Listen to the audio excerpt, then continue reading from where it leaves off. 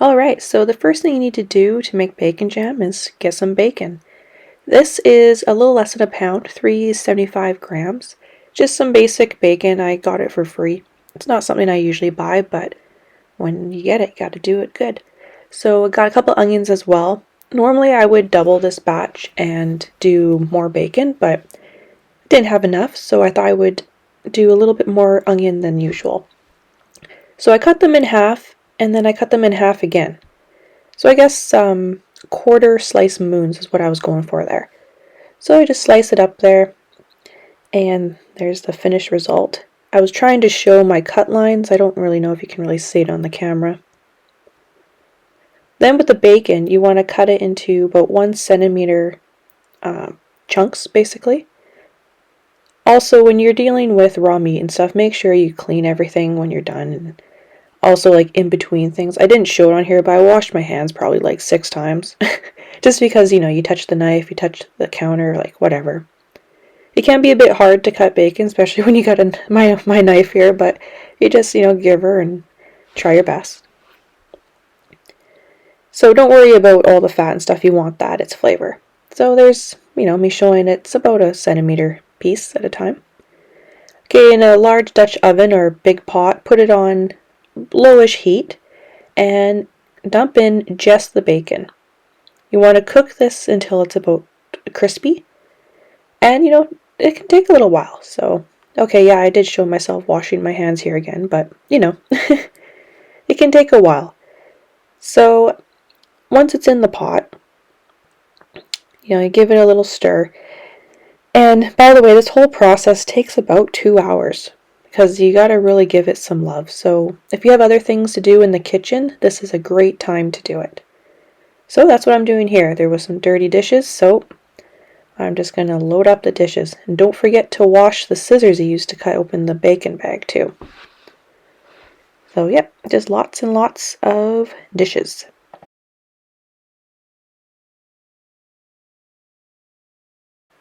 As you're doing your dishes, make sure you go back to the stove from time to time to give it a little stir just to check up on things. If it's too hot, turn it down. If it's not hot enough, turn it up.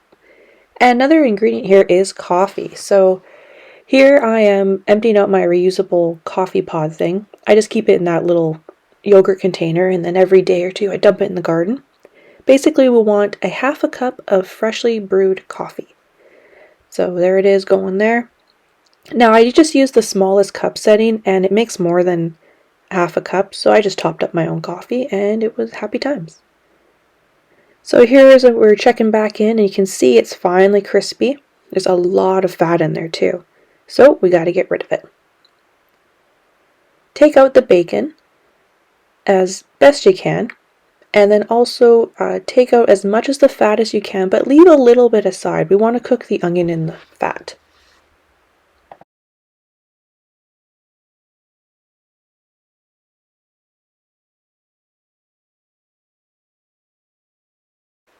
Once you've removed most of the oil or the bacon fat, put in your onions.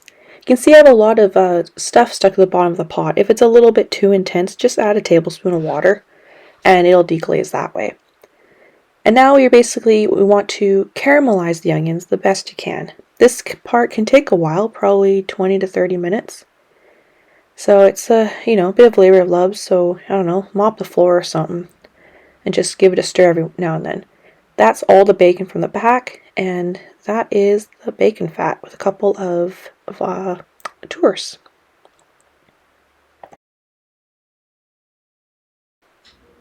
So, as you cook it, it gets a little bit darker and caramelized. This is not quite done yet, but once it's where you want it to be, throw the bacon back in, and then you can start adding actually everything else that goes along with it.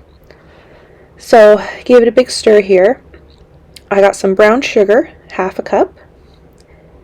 If you don't have brown sugar, just measure out white sugar and add some molasses to it and smush it with your fingers. We got our coffee we made earlier, half a cup. Then we need a little bit of acid, more so than the coffee, so we have apple cider vinegar, also half a cup.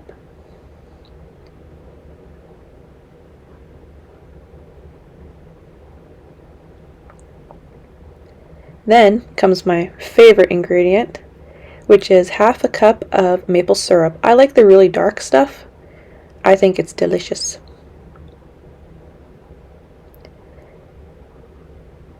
I haven't tried this using something like, Aunt Jemima or Pearl Milling Company as they call it now, because apparently it's racist to have that, but I've always just used the real stuff.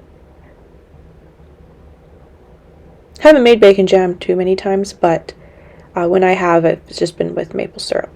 And then this is a little bit cayenne pepper. This is not a spicy dish. I add maybe, I don't know, quarter teaspoon at the most. It just kind of balances it out a little bit better.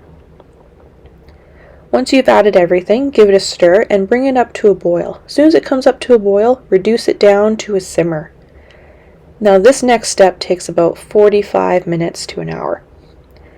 Basically what you want to do is let it simmer away, stir it from time to time, and wait for it to get thick and jammy.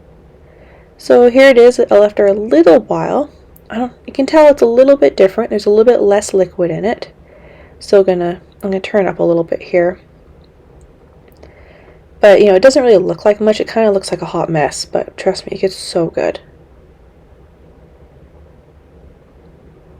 At this stage, we're almost here. You can see when I move the spoon, there's still quite a bit of liquid, but it does look a lot different. It's also darker. So it's getting there, and the closer it gets to being ready, the more you have to babysit it so it doesn't burn.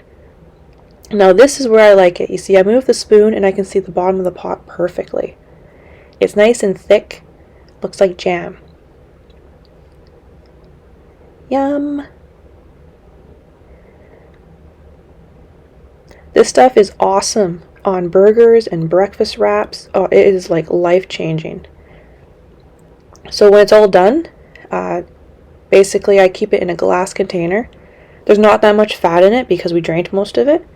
And yeah, I made a burger, bacon jam burger, with some Parmesan garlic fries and a little garlic aioli.